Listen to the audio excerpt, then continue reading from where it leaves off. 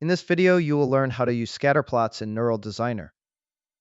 Scatter plots are one of the most intuitive tools for understanding how each input variable influences the target. Before training a model, these charts help you visually detect dependencies, patterns, and possible issues in your data. We open Neural Designer, and from the menu on the left side of the screen, click on the Examples button. All the available examples are displayed, and we select the Concrete Properties example. To generate scatter plots, we go to Dataset in the navigation panel in the Task Manager and click Plot Scatter Charts. When you launch the task, a pop-up window appears. Here, you can select which variables you want to plot by choosing their indices. This allows you to focus on the specific relationships you're interested in.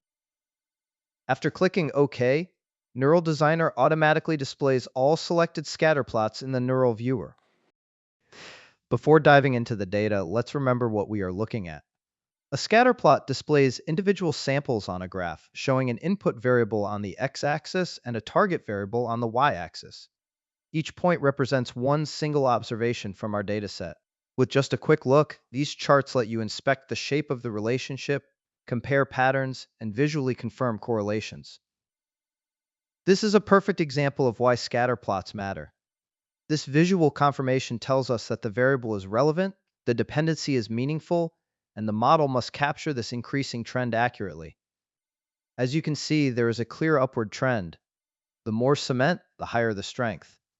Also, if you look at the dispersion, it helps us identify the extent of variability or noise in the measurements, and even spot outliers, any point sitting far from the main pattern that might need special attention. Another scatter chart that is worth mentioning is the compressive strength versus water content graph. Here we can see a logarithmic correlation with a value of minus 0.412, meaning that when the water content increases, the compressive strength decreases. Ultimately, seeing these two different behaviors gives us an early sense of how complex our model needs to be. While the cement relationship is quite straightforward, this curved pattern with water suggests that our neural network might require a more flexible architecture to capture the irregular trends accurately. You now know how to generate and interpret scatter plots in Neural Designer. These charts give you quick, powerful insights into how your inputs relate to your target before training the neural network. In the next video, we'll explore correlations between input variable